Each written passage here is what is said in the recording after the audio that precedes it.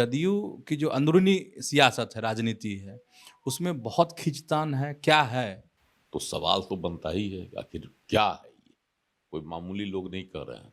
तो लोग कन्फ्यूज होंगे ना कि आखिर अशफाक करीम कहना क्या चाह रहे हैं? ललन सिंह अब भाजपा के आदमी हो गए हैं, नरेंद्र मोदी के खास हो गए हैं। ऐसे में जदयू की ये रणनीति हो सकती है कि मुसलमानों को जगाओ, उसको बताओ। मेरे ही सरकार ने तुम्हारे लिए तमाम बातें की। मुख्यमंत्री नीतीश कुमार भी जाते हैं चुनावी सभाओं में तो बोलते हैं बलियाबी ने कुछ और कहा, फिर बलियाबी की बोल बदल गई। कि पार्टी उनके रवैये से खुश नहीं है। तो इसको क्या माना जाए? पार्टी की रणनीति या फिर मतभेद? जो है भड़काऊ बयान है, उसकी भरपाई के लिए उनको बना दिया गया है। इस तरह के बयान को मतलब तरजीह देना, मतलब क्या लगता है कि कहीं नुकसान तो फिर नहीं हो जाएगा जदयू को? ललन सिंह ने जो कहा वह रह रह कर जो है उभरते रहता है। पनोरमा ग्रुप, जो सोचता है वो करता है। नमस्कार, आप देख रहे हैं न्यूज हाट। मैं हूं चंदन झा। ललन सिंह के पक्ष में आ गए हैं अशफाक करीम। तो क्या असर होगा जदयू की सियासत पर, इसी को आज समझिए। और इस विषय पर हमारे साथ बात करने के लिए हैं वरिष्ठ पत्रकार अजय मिश्र। सर, आपका इस कार्यक्रम में स्वागत है। धन्यवाद चंदन जी। सर, बलियाबी ने कुछ और कहा, फिर बलियाबी की बोल बदल गई। ललन सिंह ने जो कहा था कि मुस्लिम वोट नहीं करते जदयू को, अब जो है उनके पक्ष में अशफाक करीम उतर गए हैं। तो क्या होगा? मतलब जदयू की जो अंदरूनी सियासत है, राजनीति है, उसमें बहुत खींचतान है, क्या है? देखिए, जदयू को माना गया है कि जदयू को मुसलमानों का समर्थन मिलते रहा। नीतीश कुमार निश्चित रूप से धर्मनिरपेक्ष नेता है। वह सभी दलों को, सभी जातियों को उनकी नज़र में एक महत्ता है। एक नजरिए से सबको देखते हैं, कहीं भेदभाव नहीं है, जो उनकी सोच है। लेकिन उनके दल के लोग जिस तरह से आरोप लगा रहे हैं, तो सवाल तो बनता ही है, आखिर क्या है ये? कोई मामूली लोग नहीं कर रहे हैं।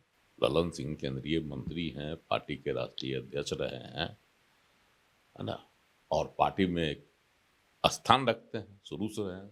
भेद मतभेद अलग चीज है, लेकिन सिद्धांत पर प्रहार जब होता है तो कहीं न कहीं बातें कुछ रहती है। ललन सिंह ने कहा था कि जिस अनुपात में नीतीश कुमार मुसलमानों के विकास के लिए, अल्पसंख्यकों के विकास के लिए बिहार में काम किए हैं, उस अनुपात में वोट नहीं मिलता है, नहीं देते हैं अल्पसंख्यक। बड़ा बवाल मच गया था, खूब बहुत तरह की बातें आई थी प्रकाश में।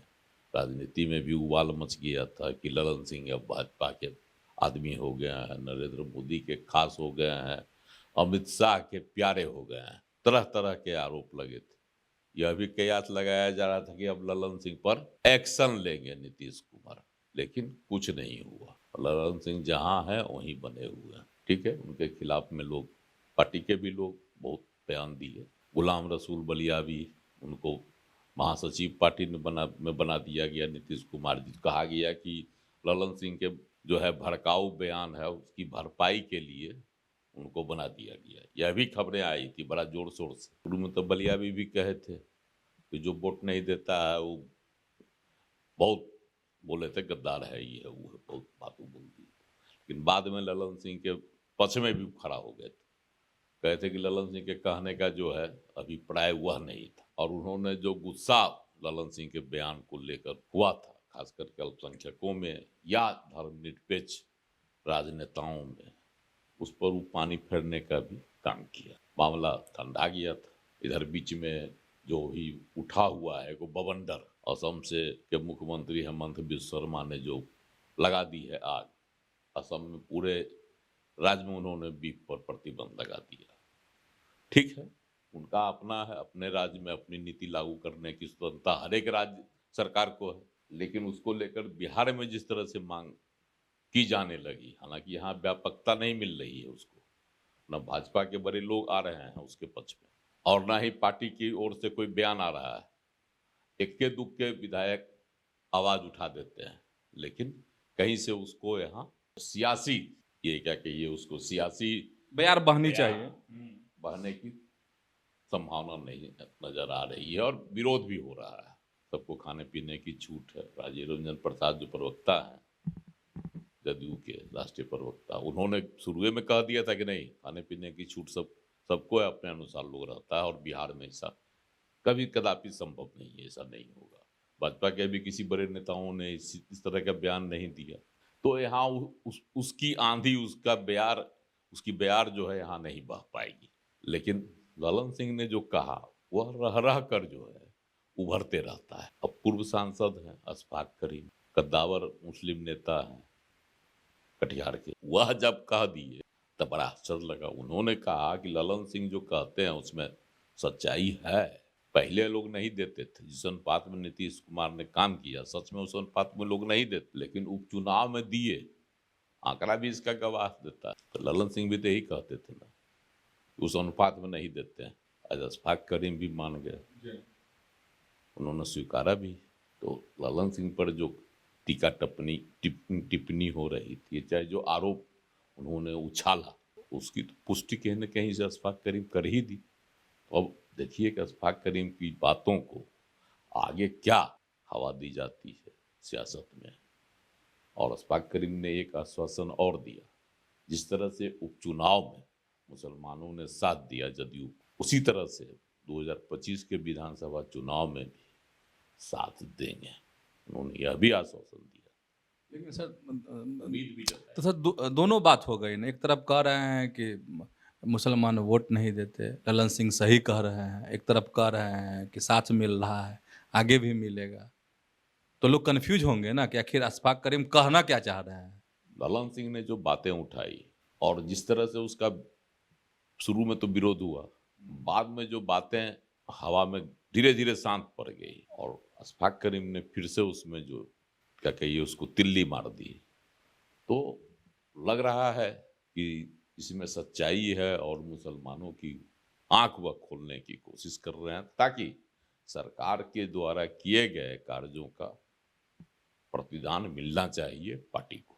तो सर एक तरफ बलियाबी का बयान, ललन सिंह का बयान, इसके बाद बलियाबी का बयान, अब फिर अब अशफाक करीम का बयान, तो इसको क्या माना जाए? पार्टी की रणनीति या फिर मतभेद राजनेताओं में जदयू के अंदर? देखिए, राजनेताओं में मतभेद भी इसको आप मान सकते हैं, खास करके अल्पसंख्यकों के वोट के मुद्दे पर, क्योंकि अल्पसंख्यक समाज के ही नेता कह रहे हैं। हाँ, मतलब बलियाबी भी वही और अशफाक करीम भी वही। और ललन सिंह भी उठाए मामला। ललन सिंह ने ही उठाया खुले तौर पर। पहले बीजेपी के लोग या कोई उठाते रहते थे, वो अलग बात है कि एनडीए को वोट नहीं देते हैं, उस समूह के तौर पर कहते थे कि एनडीए को वोट नहीं देते। लेकिन ललन सिंह ने तो सीधे सीधी कह दिया, अगर कहीं न कहीं अगर ये पार्टी के अंदर मतभेद होता है या फिर का पार्टी के अंदर मतभेद पैदा करने की कोशिश ललन सिंह की होती तो उन पर एक्शन लेती पार्टी। तो उन पर कार्रवाई अभी तक नहीं हुई। क्यों नहीं हुई? और उनकी बात का समर्थन तब इसको रणनीति मानी जाए कि पार्टी की रणनीति है मुसलमानों को जगाने के लिए, पार्टी की मतलब उस पर कंकर फेंका जा रहा है। देखा जा रहा है कि आप सचेत हो जाओ और एक तरह से कहिए कि आंखें खोलने की है कोशिश। 2025 के विधानसभा चुनाव में कोशिश है जदयू की कि मुसलमानों का एक मुश्त वोट पार्टी की झोली में डाली जाए। अच्छा सर, सब पार्टी जो है, जितनी भी पार्टियां हैं, राजनीतिक दल हैं, चुनाव को लेकर अब विधानसभा चुनाव को लेकर तैयारी में लगे हुए हैं। जदयू भी अपने तरीके से तैयारी है। हाँ, लेकिन में भी हुआ जो जिला स्तरीय कार्यकर्ता सम्मेलन है, इधर और जगह हो रहे हैं, सब तमाम जिलों में शुरू है, तो चल रहा है ना कार्यक्रम जिला स्तरीय सम्मेलन वाला।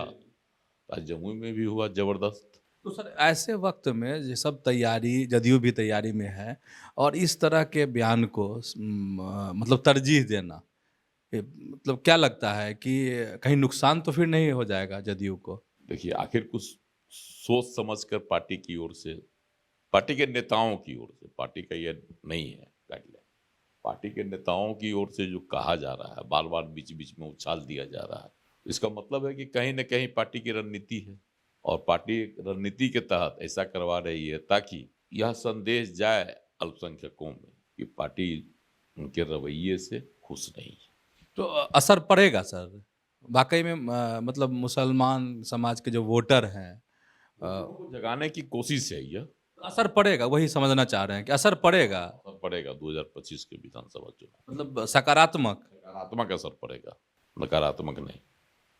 अभी तक मतलब सर ऐसे इसको सोच सकते हैं कि इधर प्रशांत किशोर चाह रहे हैं कि जो मुस्लिम समीकरण है MY समीकरण उसको तोड़ दें, राजद चिंतित है। प्रशांत किशोर इसमें सफल भी हुए, उपचुनाव में देखा, साफ साबित हो गया कि बहुत हद तक नहीं, लेकिन कुछ हद तक वह सफल भी हुए। ऐसे में जदयू की ये रणनीति हो सकती है कि मुसलमानों को जगाओ, उसको बताओ कि नहीं हमने भी तुम्हारे लिए किया है, और हमने ही किया है, हमने ही किया। मेरे ही सरकार ने तुम्हारे लिए तमाम बातें की। मुख्यमंत्री नीतीश कुमार भी जाते हैं चुनावी सभाओं में तो बोलते हैं कि हमने क्या किया, मदरसों को जो है मान्यता दी, सरकारी मान्यता दी, कौन मरकज क्या क्या करके बताते हैं, कल्याण की तमाम योजनाएं जो अल्पसंख्यकों के लिए सरकार के द्वारा शुरू की गई उसकी फेहरिस्त वह देते हैं। इसका मतलब है कि यह बताने की कोशिश हो रही है कि अल्पसंख्यकों के लिए जो काम